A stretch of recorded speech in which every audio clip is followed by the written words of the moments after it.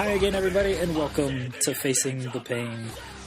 In this episode, we will talk about UFC Fight Night, Korean Zombie versus Dennis Bermudez, and preview UFC 208, headlined by Germaine de Randamie against Holly Holm for the women's featherweight title. Interim featherweight title? One of those titles. How is it an interim title? It's just an interim title. It's not an... it's just a featherweight title. It's not an interim title. I just assume every title is an interim title at this point. Actually, you could be forgiven for thinking that. Yeah. With me, as always, my broadcast partner, Sam Mercady, who's already jumped in ahead of his cue. I apologize. We're in a good mood tonight. We're in a really good mood. This has been a good week.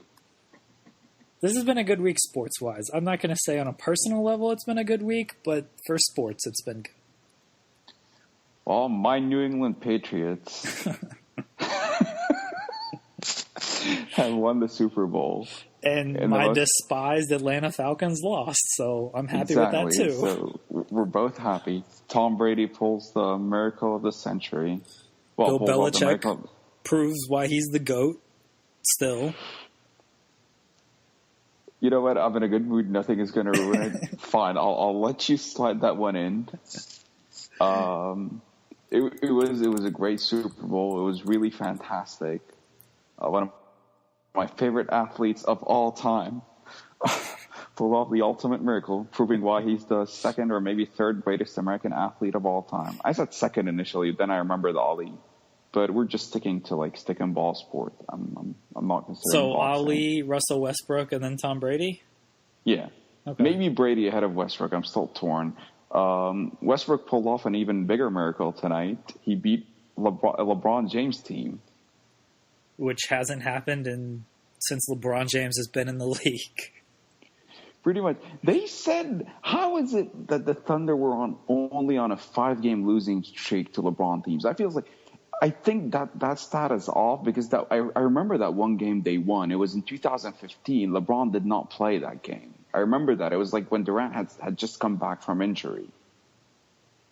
Well, it's still a LeBron James team, I guess. Oh, no. You know what? Maybe I'm wrong. Remember when they beat Miami? When Durant, in his MVP season, he went toe-to-toe with LeBron and when Russ was out with injury. And Durant killed Miami. I remember that game, actually. Maybe just Russ and Durant together can't beat LeBron, but when separated, they can. I like that theory. And Durant alone is beating LeBron now in Golden State. Alone, of course, coupled with 4 other All-Stars. Yeah. But sure. Alone. They lost the first game of the season. Yeah, that is true. But yeah, we're in a good mood because OKC's also defying Enes Kanter's stupidity by beating good teams, including the Cleveland Cavaliers tonight, and recording right after the game. So we are both in a good mood. Yeah, it's been a good sports week. We can't promise you the same next week after Kevin Durant drops 120 in OKC. Yeah, that was my prediction, 120 points. But yeah, for now, we'll take what we can get. He's got to make up for all those bricks he laid in Game 6 the last time he was in the arena. Oh, shit. That was the last time he was in the arena. What a way to go out. This is why, we've talked about it ad nauseum. Not on a podcast, but just in our personal lives.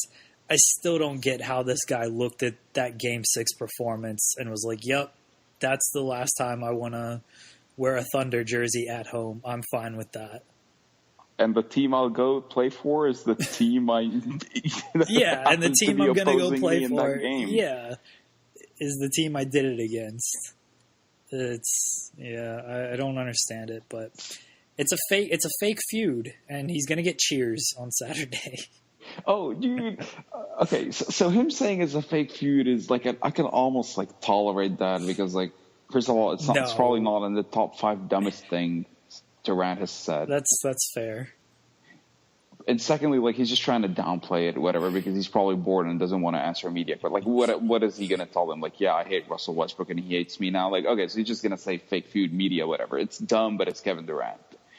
But the predictions that he's actually going to get cheers are baffling to me. He's going to wink at him, and they're going to cheer him. Wait, who said the winking thing? Oh, Durant did.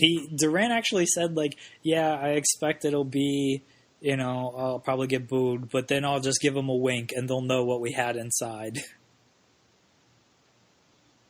Like, does he realize that 15,000 people in the arena will probably not be able to spot the wink?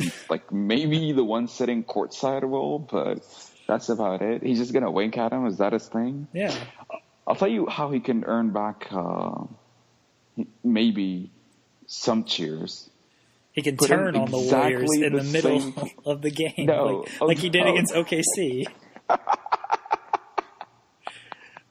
It can be dude. You need to write a column about that real quick before game time. It can be a close game with like 2 minutes to go, and OKC or the Warriors can be. I think it might have been tied. And Russ can miss a layup, and Durant can get the rebound, and then he can literally hand the ball to Westbrook, and Oladipo Why hand the can hit ball? a Why three. can't he just score against his own basket? I was replaying Game 6. Remember when he handed it to Curry? Yeah, I do, but yeah. I think no. I like your theory. I will write this in the next day or two. I mean, I only have a day or two, but. Yeah, I'm just going to say Durant can earn back OKC trust and fan base by just turning on the Warriors, hitting them in the back with a steel chair. He doesn't even need to turn. He can just replicate his performance the last time he was in the arena. Just play the same way. But I think what needs to happen is before the game, Billy Donovan goes like, "We have a sixth man." And throughout the game, the commentators will be wondering like, "Who's the sixth man?" And then Durant will turn on the Warriors and goes like, this is the new world organization of the NBA, brother. But he'd be a good guy in that case, though. He wouldn't be the bad guy. So let's see. The guy. So it'd have to be the Stone Cold. No, the Stone Cold thing. Remember because your analogy is Hogan turning on WCW, and Hogan turned bad. Remember when Austin was a heel and they did the invasion, and Vince McMahon was like, "I need the old Stone Cold." The old Stone Cold. We need Sam Presti talking to Durant and be like, "I need the old KD," and KD is just like he's drinking at a bar and can't figure it out, and then he shows up in a pickup truck and starts knocking down jumpers for OKC, turning his back on the Warriors. Yeah, fuck that guy. None of that shit is happening. No, he's going to drop 120, and it's going to be a sad night. And fuck him, and I hope he gets booed out of the building, which he will, but it won't matter. He definitely will on that. I hope Russ ends his life. I'm more excited for Russ busting the ass of Zaza. That is actually, I'm really looking forward for that. And thank God Steven Adams is back. I mean, Enes Kanter is gone, but whatever. See, we're not thinking of the win. We're just thinking of Steven Adams doing damage. Yeah, Enes Kanter wasn't going to do anything anyway. He didn't do anything that night. Yeah, well, he played well, but that doesn't matter. They're going to lose regardless of who plays well. So we're just thinking of kicking ass and taking names. And we're going to get DeMarcus Cousins in the next 24 hours. Oh, right. Yeah, well, my theory for that game, I have a plan. It's like, OKC gets DeMarcus Cousins, and they trade the entire second unit for him for that game. So they only have 5 available players for that game. Who happen to be Robertson, Oladipo, Westbrook, Adams, and Cousins. And I'm taking my chances with those 5. They have a better chance of beating Golden State with just 5 players than whoever OKC's current team is. I'm taking my chances with those 5 because I think Golden State will be down to 4 by the end of the game. At least 4. Yeah. Okay, Zaza would be dead. He'd be done in the first 30 seconds. Yep. If Zaza's their starting center, is he going to be their starting center? I would assume so. Then I guess Adams kills them on tip-off. Just immediately. And then JaVale he'll injure himself somehow. Yeah, JaVale will be we're running away from Adams and he slips and just falls on his head or something. Draymond will be dead within 2 minutes. I think I'm actually, even though Adams owes Draymond some retribution, I'm taking Cousins killing Draymond. I think I'm taking both of them. Concerto. Oh, that's a good one, actually. Or the Doomsday Device or something. Yeah, I like that. Russ needs to get rid of Durant. He's too big for him though. But no, he's not. I'll take my chances if Russ and Durant fight. Steph Curry will just take off like a bitch. He'll sprain an ankle or something. Yeah, Klay Thompson, nobody will know who he is. They'll just think he's some dude from the crowd. He'll take off his jersey and wear some street clothes, and nobody will know who he is. They'll just think he's the random generic dude that attends. Yeah, and he'll still hit 23s. Oh well, yeah.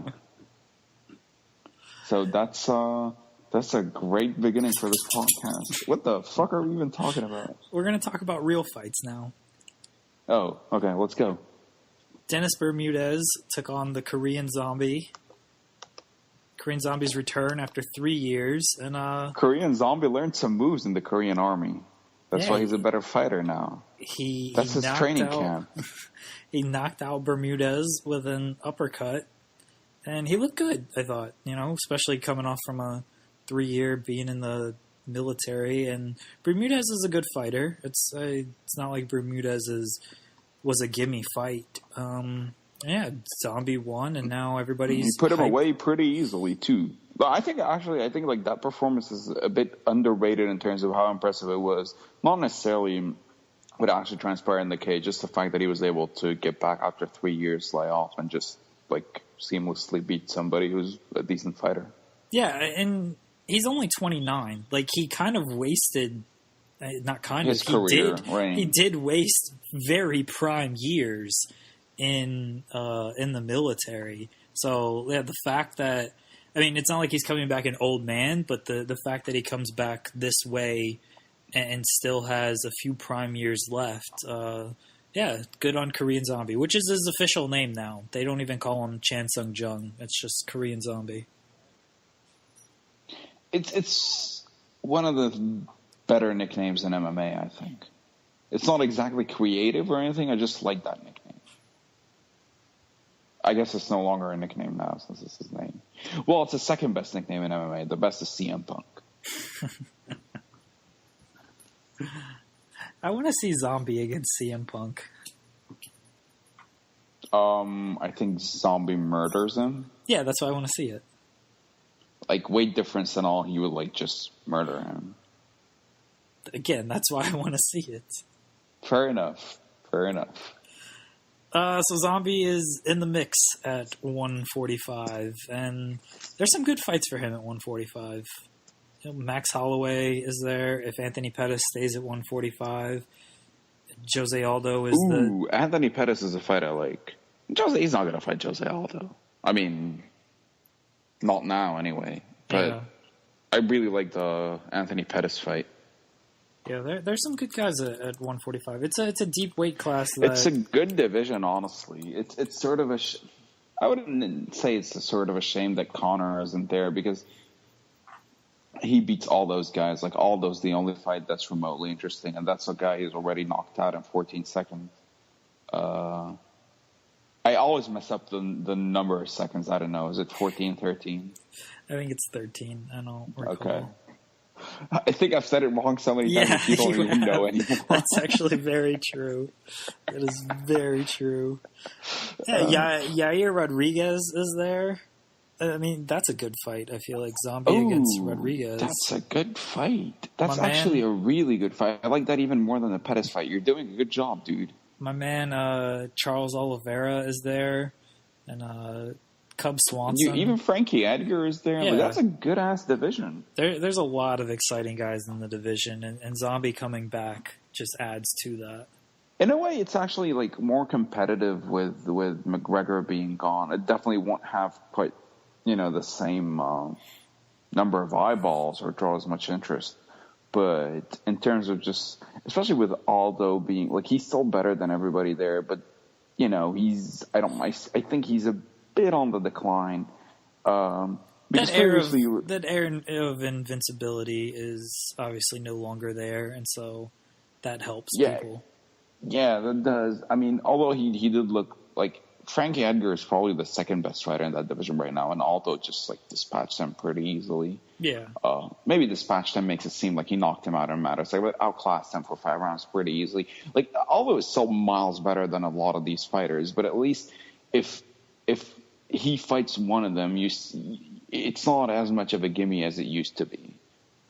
So, yeah, I actually like the Rodriguez fight the most.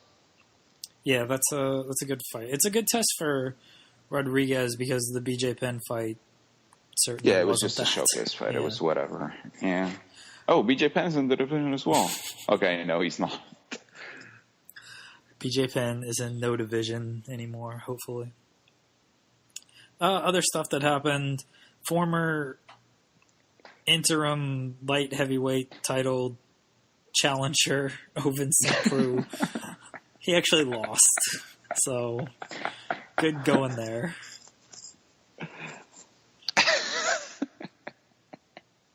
I don't think Ovince St. Preux was very good. Like, the fact that this guy challenged for a title kind of says it all about this division. He didn't challenge for a title. What do you mean? That was the John Jones fight. They just threw a random-ass interim title like that. Like, he didn't challenge for a title. Come on. Fair. But the fact that he was in that fight just kind of is, like, not good. Because I don't think he's very good. I mean, I do think his actually, I wouldn't say his performance because nobody actually talked about OSP's performance in that fight. They talked more about John Jones' performance than how it was supposedly lackluster. I do think he was rusty as hell, but that was still like a comprehensive victory. I never understood why it was made out to be probably because Cormier was on commentary and the guys were cheerleading OSP, but I don't understand why there's any implication that this guy gave Jones any sort of trouble whatsoever. And I mean, if you can't give Jones trouble, that doesn't mean you're terrible. But I'm actually with you. I don't think OSP. I think he's fine. Like, saying he's not very good almost means like he's more edging towards being a bad fighter. I wouldn't say that, but I think he's fine relative to his division. That's a bad division. I don't know what happened. I mean, I do know what happened to it, but it's a shame what happened to the light heavyweight division. We've talked about it before. It really used to be the gold standard for MMA. Historically, it's the one that had the most prestigious history, probably the biggest name fighters. It's concerning, but not alarm ringing of how bad this division is.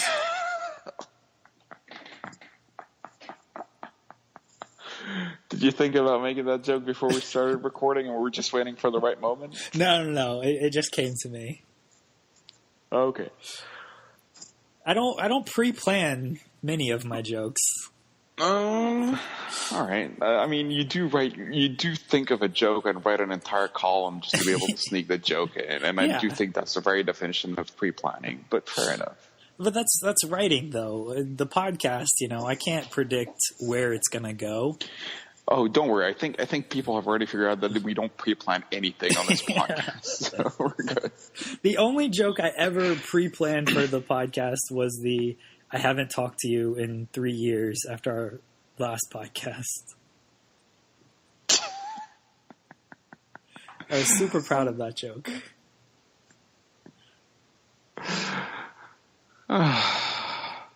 Yeah, light heavyweight division isn't good.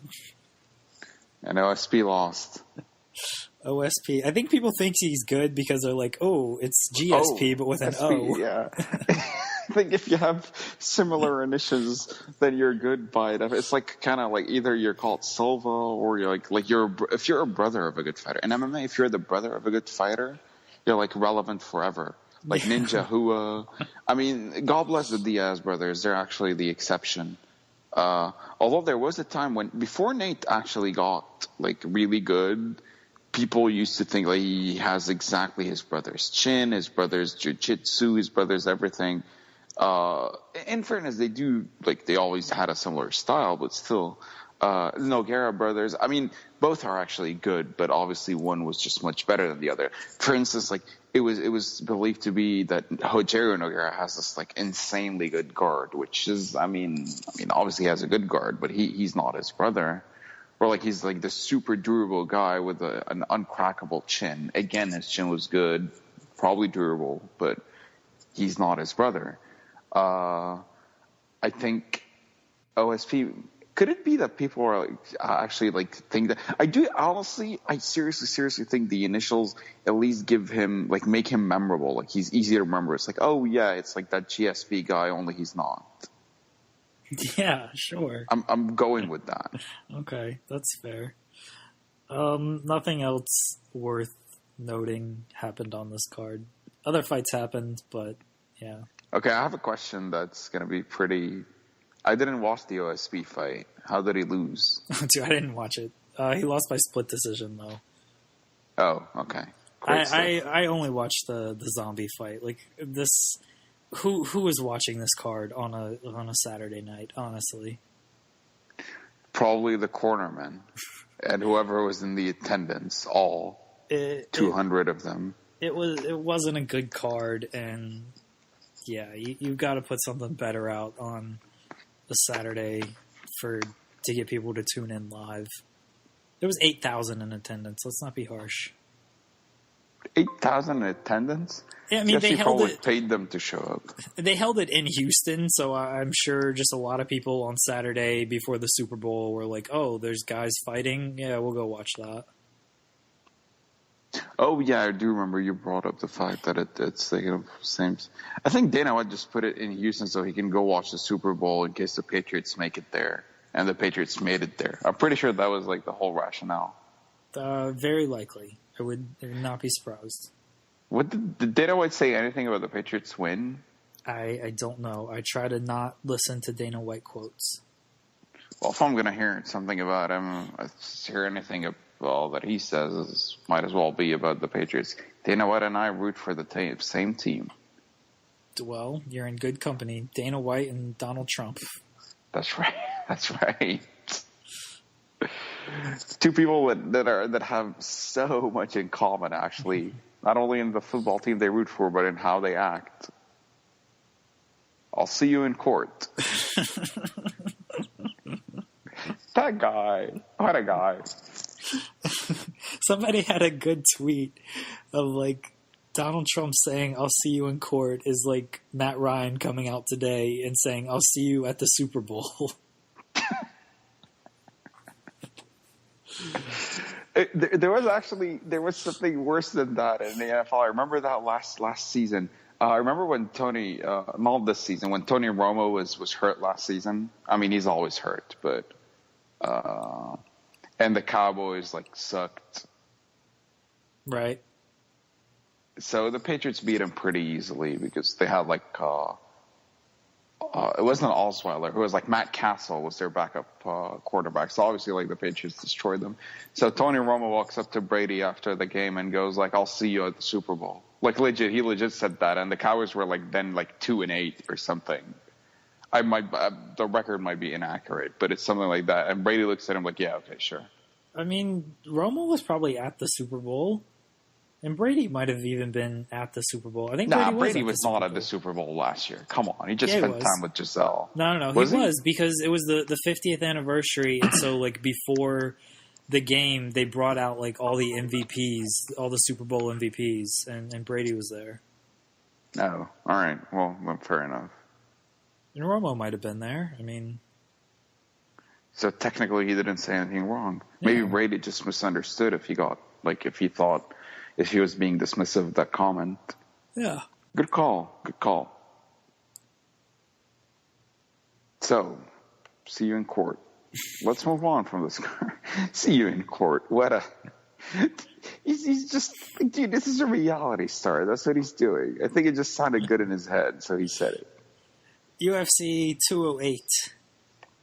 Oh, now we're talking. Headlined by Holly Holm and Jermaine the baby. Randomie. Now we're talking. What a terrible headlining Let me fight. tell you something, dude. Let me tell you something, brother. let me tell you something, brother. Let me tell you how you're feeling right now. Let me tell you something. You're selling this fight short. Oh, okay. Please sell it to me. Exactly. Okay, I'll sell it to you. It's pretty simple. When Holly Holm hits, she connects. Period. Oh, sorry. It was when Holly Holm throws, she connects. Period. Damn it, I fucked that up. Whatever. I understood it. It doesn't matter. But if you understood it, then you should be sold. Are you sold? No. Then you're an idiot. Period. That's fine. Dude, what a terrible main event this is. It's not good. And I think Durandamy is going to win this fight. I actually think, what do we say every time we break down a women's fight that doesn't involve... It's a coin flip. Yes. Just like the Super Bowl. Bam. It's a coin flip. Holm is a good defensive striker. When people don't know what they're doing on the feet, Holly Holm can look very impressive. And when people press forward against her, she can look good.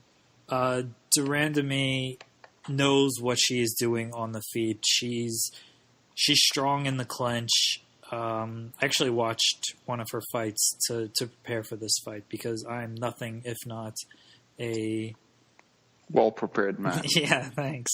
So well-prepared, I don't even know the words. She's strong in the clinch. She finished off her last opponent with a knee to the body. She throws well. Like, I'm not going to say it's outstanding striking or anything, but she knows what she's doing out there. She's not lost. And I think Holly Holm is going to have trouble with that because Holly Holm hasn't proven really that she can beat anybody that is lost. Like, she was winning that Miesha Tate fight, but she was winning that Miesha Tate fight because Miesha Tate isn't a good striker either, honestly. Like, and it wasn't even that convincing. Yeah, it was like she just kept her at bay with jabs and push kicks most of the time. Like, it wasn't this dominating performance. Miesha was just waiting for the right time to go for that takedown, and she eventually got it and choked her out. And I mean, the Rousey fight obviously what it was. We've seen Ronda Rousey striking; it's not adequate. And prior to that, like, she had never looked good in her UFC fights. You can say she was tanking those fights to get the Rousey fight, but she never looked good. She's 35. It's not like she's that young. You stole my thunder with this pick. All right, seriously. Sorry. No, I was gonna go the same way. Look, I think again, every time we talk about these women, it's the same thing. It's hard to pick with any measure of confidence when it comes to most of them, just because, like, none of them seems able to find. Well, none is a bit harsh. Most of them aren't able to fight with any consistency. So a lot of times it's really hard to determine just how good many of them are. Holly Holm is actually the best example. Like, I don't think there's a better embodiment of the sort of the unpredictability, to put it politely, of women's MMA than Holly Holm. Like, as you said, she looks pretty underwhelming in her UFC career prior to the Rousey fight. Then she destroys Rousey. Obviously looks great doing it, but nobody walked. Like, obviously a lot of people gave her credit, which is deserved, but nobody walked out of that fight thinking, like, what a terrific striker Holly Holm is. It was just like, okay, she's a decent, good striker. Ronda Rousey's striking is garbage, and Holly Holm did a good job making her pay. So you're right, actually. You even stole my thunder in terms of the breakdowns. I feel like I'm rehashing your same points. I actually fully agree with you that I think Holly Holm is what she's best at is exposing you if you don't know what you're doing. Like, if you don't know what you're doing on your feet, she has enough fundamentals to where she'll expose you either by just like putting a jab in your face or countering. But I don't think her striking is as good as advertised, honestly. And I don't think it's any coincidence that against any MMA fighter who's like mildly competent on the feet, she hasn't looked nearly as sensational as she looked in that Rousey fight. And I mean, her results kind of speak for themselves. So yeah, I don't buy that Holly is like the super duper technical striker. She's relatively technical. Her jab is fine. As her push kick, she's long. I think like she should that should always be her approach. I mean, she does come from a very good camp, and I'm sure like Rick Jackson is gonna game plan properly. But I feel like in most of her fights, she should just like keep throwing push kicks, keep the other girl at bay, frustrate her, and force her to make mistakes. I don't really think that's going to be the case here. I think she loses. All right. I do too. And I don't know how good Germaine de Randamie is, honestly.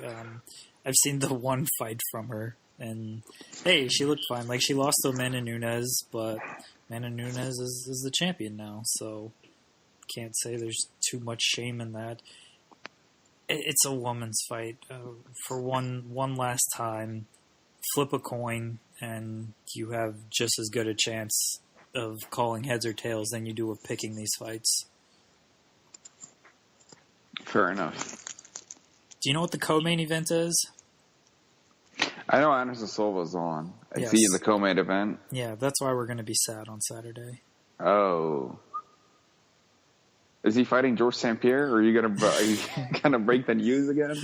No, he is fighting Derek Brunson, and Derek Brunson is not good. Dude, doesn't Derek Brunson have like 1,200 KO wins in a row, including over the real Anderson Silva, Uriah Hall? He did, and then he lost to Robert Whittaker. Oh, I don't remember that. How did he lose? Both guys, actually. I remember, dude. I remember that. Hold on. That was the dark horse of middleweight fight. Yeah, didn't Robert Whittaker kill him with a head kick or something? Yeah, both guys looked at the ground and threw punches and kicks, and Robert Whittaker won.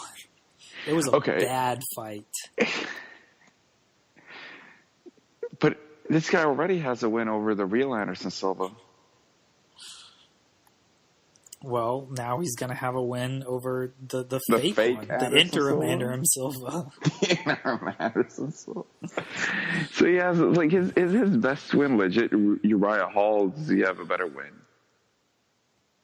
The other two wins I would say are up there are Chris Lieben or the great Ed Herman, Dustin James' brother-in-law. Nice. Chris Lieben? Yeah, he beat Chris Lieben by decision. I feel like I should remember that fight, but I don't. Why should you remember that fight? I don't know. Who should remember Chris Lieben against Derek Brunson? I don't know. At the time, some said that was the dark horse of middleweight fights. That fight was at UFC 155. Do you know what headlined UFC 155?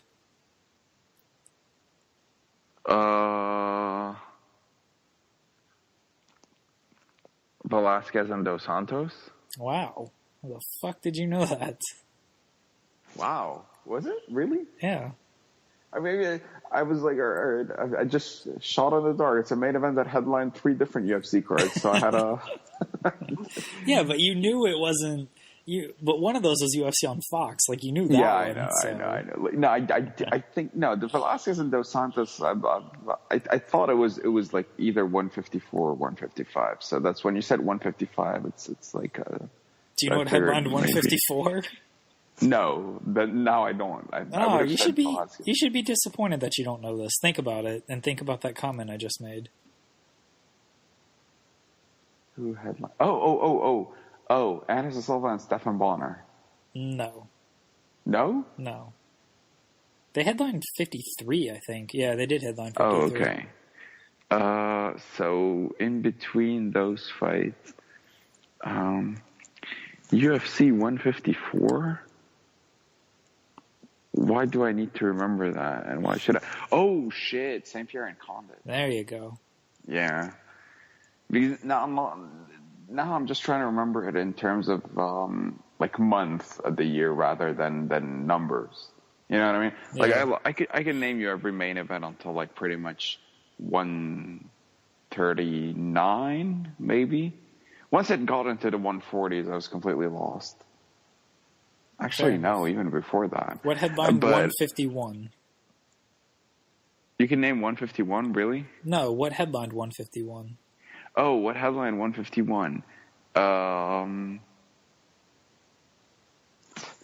Okay, so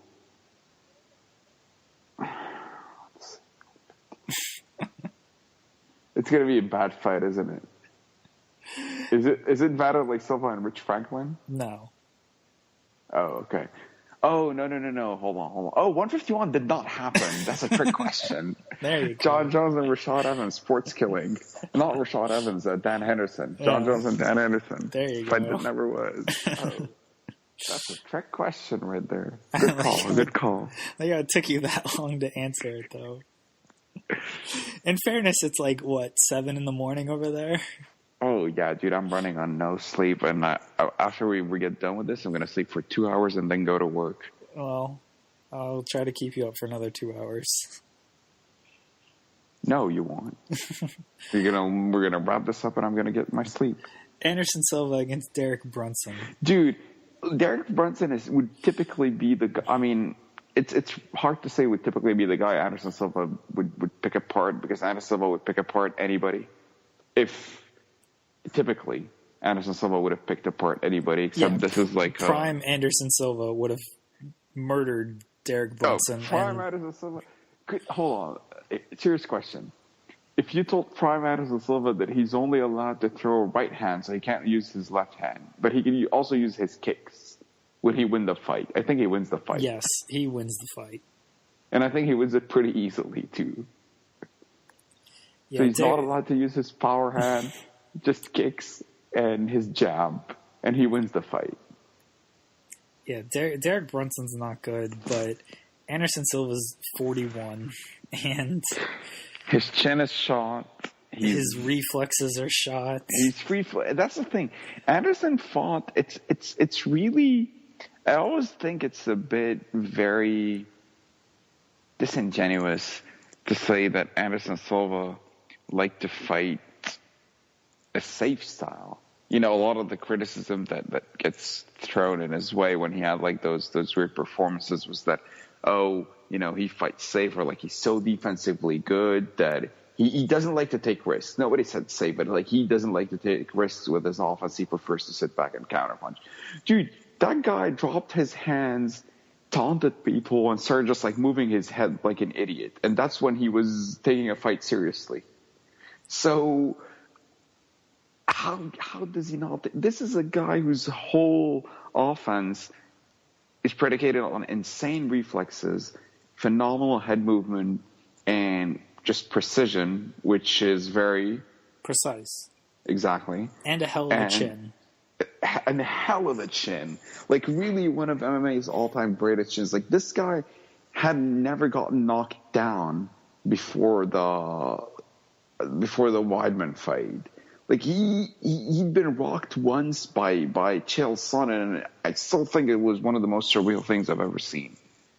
So his chin is phenomenal. Go back, well, not you, because I don't think you would have the patience to do it, but anybody listening to this, go back and watch his fight in Cage Rage against Jorge Rivera. See Jorge Rivera get Anderson in the clinch. Well, actually, Anderson had Rivera in the clinch, but anyway, and Rivera starts like hitting you with power uppercuts after power uppercuts, and Anderson's just taking them on the chin like they were like, all right, fine, when do I get to knee you now? So that guy, everything about him was... There's a good video of when Anderson was one of the guest trainers on Ultimate Fighter. Ooh, I know what you're talking about. Yeah, continue. Where Ryan Bader is Bader. Yeah, and I mean, we know Ryan Bader's power. And granted, he's using boxing gloves, but... And they're sparring, in fairness. But, yeah. But he eats, like, 3 or 4 of those overhand rights and just basically laughs them off. I remember that. That was when Nogueira was the trainer, right? Yeah. Yeah. Like, that guy's chin, really, he never flinched. It's... Honestly, I think I almost want to say one of the most underrated chins in MMA history, because everybody talks about his defense and think that, okay, well, he very rarely got hit. Actually, he very rarely got hit after he really became, the greatest fighter in the world. But prior to that, you watch his Cage Rage days, and like his defense, and even before that, his defense wasn't quite, what it became in the UFC. Like, he wasn't this like complete wizard of a fighter yet. He ate some good shots against Dan Henderson too. Yeah, I was gonna bring that up as well. Like, and he didn't flinch. Like, most people probably wouldn't realize he ate some good shots against Dan Henderson, because at no point was it apparent on, like, he wasn't buckled, he wasn't hurt, he wasn't that guy really was something else. I mean, we always talk about Anderson Silva, even when he's not fighting. So it feels like I've almost exhausted that topic, so I don't want to, repeat myself. But it's pretty futile to talk about any of that now. He's not the same fighter. He's old as hell. And everything we've talked about is gone, except one thing, which is why I'm actually picking him to win this fight, despite having zero confidence.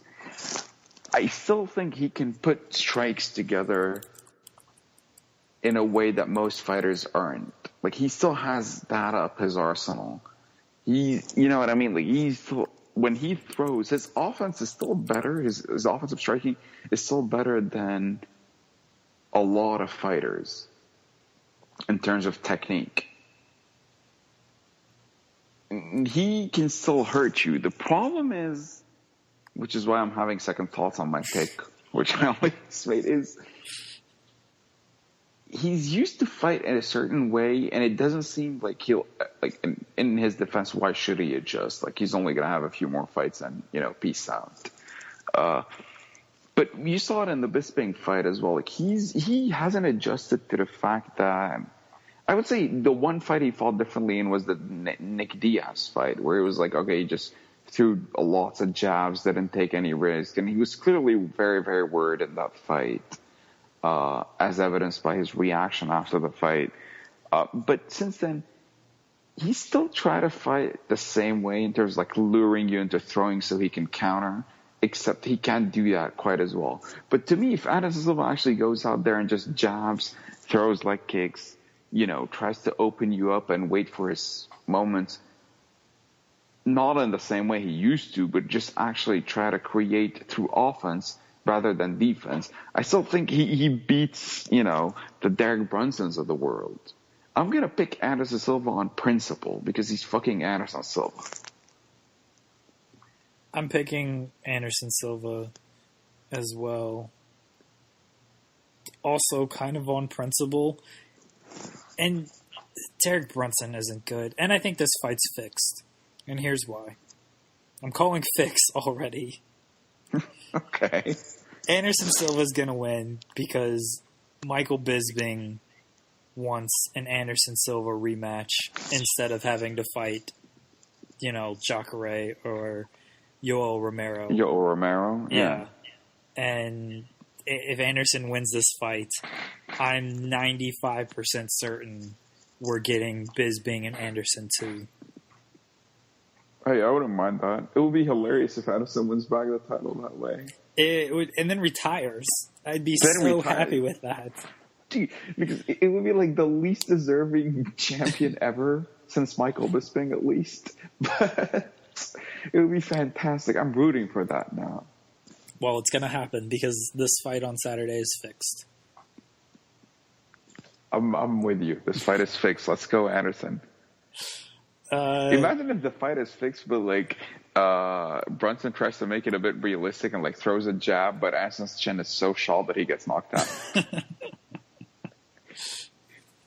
We asked Billy about the Oladipo 360 layup, and Billy said we should ask you about it. Of course he did. I mean, it was just one of those things, man. At the time, I was like, just happy it goes in. A 360. Didn't want it to happen. It was just a layup. It's the same 2 points. See, Steven Adams agrees with me. Steven Adams uses your logic. Yeah. What a guy. I love this man. It was just one of those ones that we got a nice stop. I just wanted to see it go in. I was on edge, happy, like, oh my God, my child, like, something like that. So yeah, happy it went in. But yeah, he's all right. Steven Adams does use my logic. Doesn't matter if you do a 360 reverse dunk, it's 2 points regardless. If Steven Adams picked up MMA at like a younger age than he is now, let's say at 16, does he become a quality heavyweight? Steven Adams becomes the best at whatever he wants to be the best at. So he's going to become the best center in the league? Yeah, he's well on his way. Oh, please. No, seriously, imagine an athlete like that who could move like that despite his size in MMA. That's actually the main problem with heavyweight MMA is that guys that are that big and who happen to be really athletic go to other sports. Wouldn't LeBron James be a great MMA fighter, an athlete like that? Yeah, LeBron would probably wreck a lot of guys as good of an athlete as he is. Like LeBron at heavyweight, like maybe he might be a bit like soft and he can't take a punch or something, but offensively he'd be able to put it down. What would LeBron's weakness be? What's the MMA equivalent of like the 3-point or like free throws? This year he's been crap from the free throw line. Well, the free throw is more or less the easiest thing in the game. So jabbing, but every MMA fighter has that problem. Yeah. So MMA fighters, all of them are bad free throw shooters apparently. They are bad free throw shooters. So they would get hacked on the league. Steven Adams would kill everyone in MMA because he doesn't feel pain. Yeah, that is the thing, though. Like, he looks generally super tough. And I mean, I know it's dumb to compare somebody who looks tough playing basketball to people who get punched in the head for a living. But I'm of the belief, honestly, that if you're a really good athlete at heavyweight, you've got a good chance of becoming champion. Case in point, Cain Velasquez. Oh, even better, Brock Lesnar. So, yeah. Is Stipe Miocic a good athlete? I don't think so. I think he's a good athlete for being a heavyweight. Yeah, exactly. Fair enough. Anyway, I think Anderson Silva wins, honestly. I'm hoping he opens up on offense. One thing about Anderson Silva that I wouldn't say I never understood because he was so successful. What a smooth transition this whole thing has been. It really hasn't, but whatever. Is like, he's got the best jab in MMA, except he rarely uses it. Like, he throws a couple of jabs around, and it completely screws up his opponent. Like, you remember what he did to Damian Maia's eye just by throwing a bunch of jabs and fucking around? I mean, he really, it's not like, he just put a jab at his face like St. Pierre against Koscheck. He just threw a couple of jabs, and like, next thing you know, like, Damian Maia's his eye is just like completely wide shut. Isn't that a movie? Anyway. Eyes Wide Shut, yeah, with Tom Cruise. Yeah. So I would like to actually see him do that in this fight. I think if he does that, he wins because he does need his offense. He can't rely on his reflexes anymore. So just throw a jab, try to double up and use that to open. Throw plenty of like push kicks to the body and leg kicks. I mean, I would understand why Anderson Silva would be apprehensive about leg kicks at this point. But everything else, just fight a safe, smart fight, kind of like the Nick Diaz fight. I think the opening will be there. I don't see him doing that, though, but I'm still picking him on principle. Jacare against Tim Bosch. Jacare takes him down and submits him in like 2 minutes. Oh, yeah. Jacare, first of all, Jacare, unlike pretty much every jiu-jitsu guy in MMA ever, like, that's obviously a big exaggeration, but we're talking about like legitimately the word Rogan likes to use the term Rogan likes to use, like legitimately world-class jiu-jitsu fighters, talking like guys that are either Abu Dhabi champions or like jiu-jitsu world champions. Their biggest struggle is actually being able to take the fight down or close the distance. Like Damian Maia has solid takedowns, but to close the distance and get there is a struggle. So a lot of times that's like back in the day, at least he had to rely on pulling guard and getting sweeps and stuff. Jacare is a hell of an athlete, and he's got really good offensive takedowns. I keep saying offensive takedowns as if there are defensive takedowns. Weird. He's a wrestler who relies on his takedowns in wrestling. Just like Ryan Bader, right? Not only that, but Jacare's striking has come. Yeah, that was going to be my next point. Like, it's not one of those cases like a Damian Maia of where it's he's not zero. An improved striker. He went from 0 to average. He's actually decent. I think he's more than decent. His jab is really good. Like he's got good box for MMA. He's got good boxing, I would say. Yeah, I think he's not a world class striker, but he's a really good striker. He's a really good fighter. I think that he's just like a really good, well-rounded fighter who should probably get his shot before he becomes washed up. Yeah, he's 37. I'm worried about that. I still think like he's fighting Tim Boetsch, who has power. Like that's one thing about Jacare is that it's harsh to say his chin isn't that good because I mean he hasn't been knocked out in a while. Exactly. But before he came to the UFC, my biggest fear with Jacare was always his chin. But, I mean, when was the last time he got knocked out? Like Mousasi? Yeah, the Mousasi upkick. That was a long-ass time ago. And he's fought, like... Yeah, he's fought good guys. So he's fought Robbie Lawler. Like, that's no walk in the park. Vitor. He knocked out Vitor. Yeah. I mean, Joey Villasenor hits hard. He's fought Derek Brunson. No, like he's been in way too many fights for me to question his chin. But early on in his career, that's always been my problem with him. It's not like his chin can improve. So it is. I mean, maybe I don't know. So it is a bit weird. But regardless, he's a really, really, really good fighter. Like I think honestly one of the most underrated fighters in the world. When you look at the body of work of what he's been able to do in his career. He's going to win this fight. Anderson's going to win his fight. Anderson's going to win the title from Bisping. And then Jacare and Anderson are going to fight. And Anderson is going to lay down for him. Finger poke of doom? Yeah.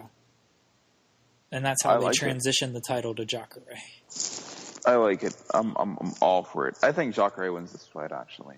I think the only problem is the only worry is Tim Boetsch puts together, a couple of really solid power strikes and knocks him out. I think it's over within a minute. Either Boetsch knocks him out or Jacare takes him down. I think I actually wouldn't even be surprised if Jacare outstrikes him. I'm actually feeling pretty confident about Jacare winning. Yeah, I think he's got this. Glover Teixeira against Jared Cannonier.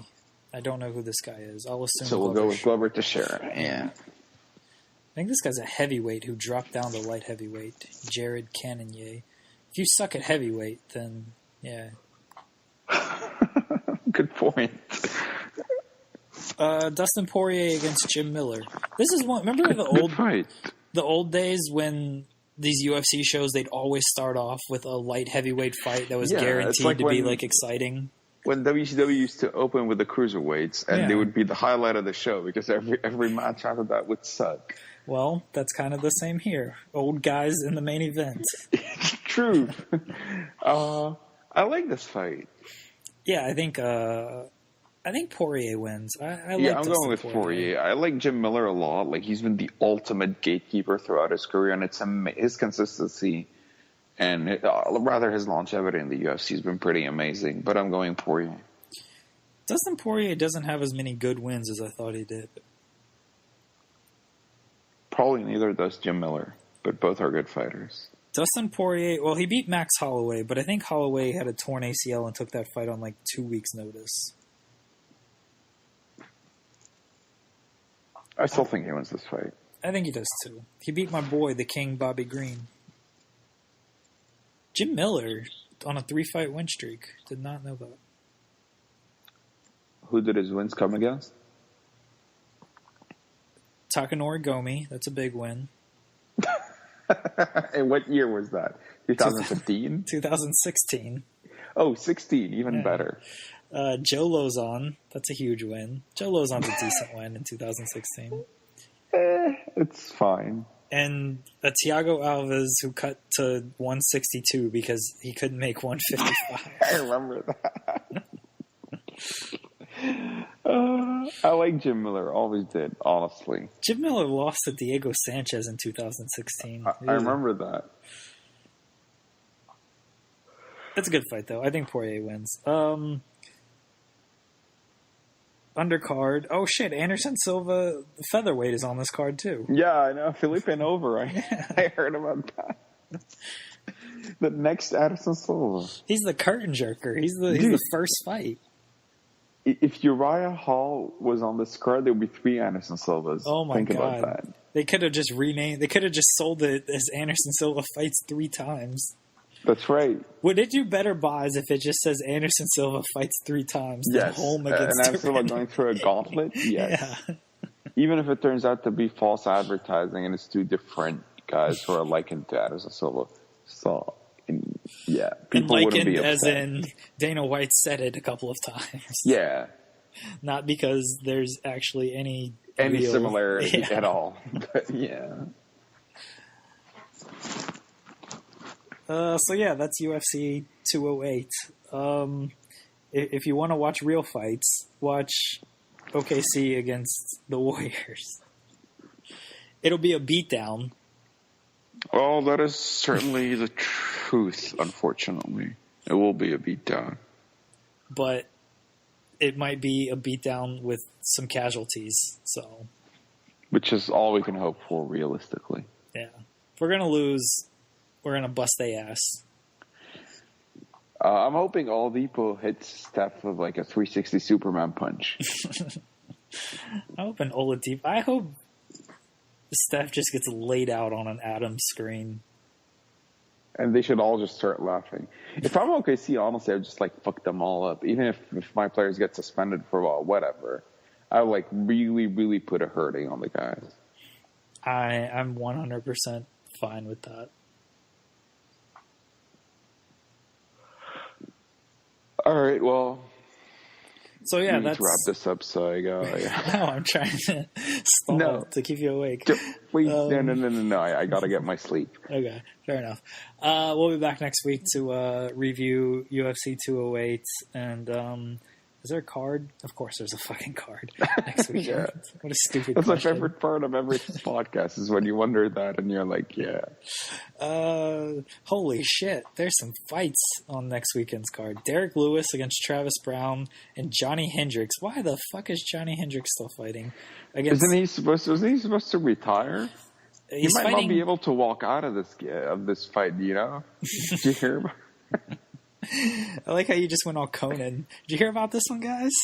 I watched the Conan Clueless Gamer with Tom Brady. It was that was great. Yeah, that was great. Tom Brady playing video games where he's like, yeah. It sounds like that's how I imagine him having sex. Well, I imagine Tom Brady having sex plenty of times. Johnny Hendricks is fighting Hector Lombard. That's a fight. Johnny Hendricks fighting Hector Lombard. What a flop he turned out to be. Yeah.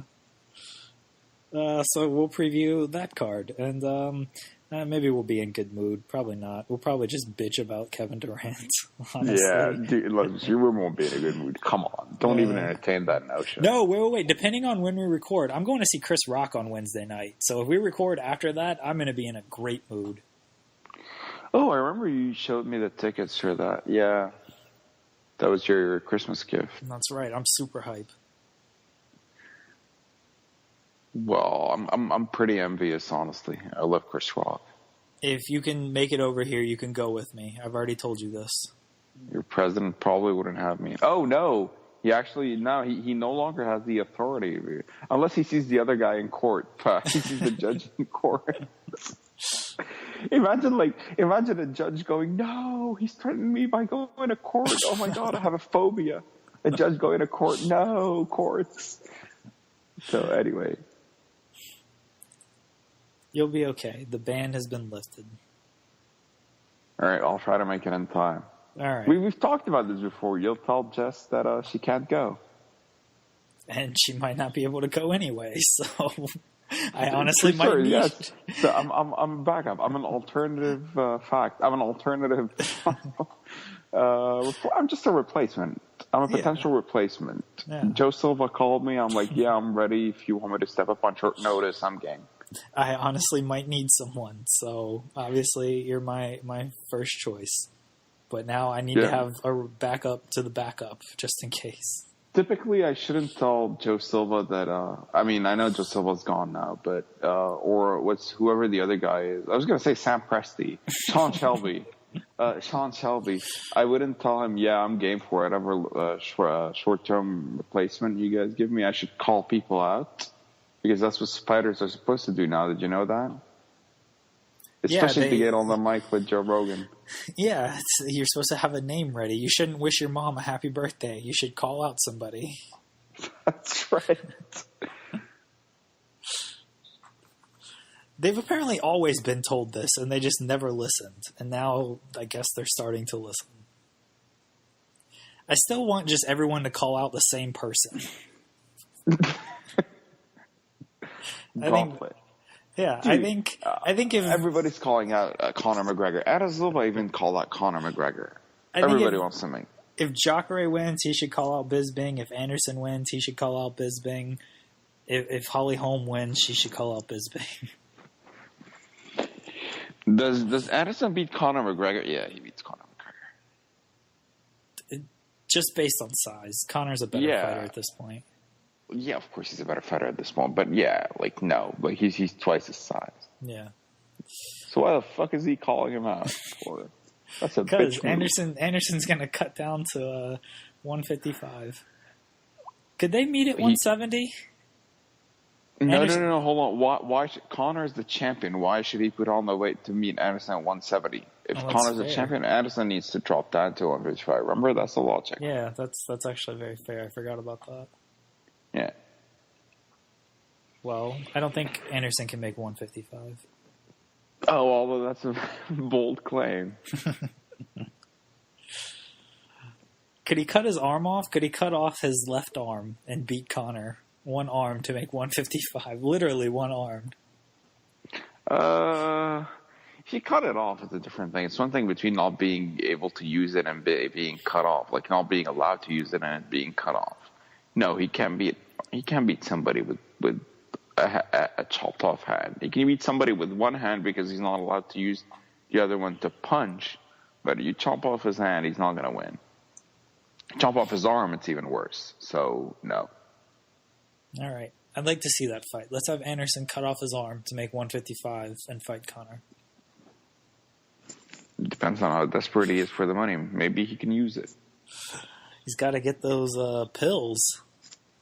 That's right. All right. Let's actually wrap this up. We'll be back next week to review stuff, whatever. And what's the closing? We'll see you right back here. On the podcast.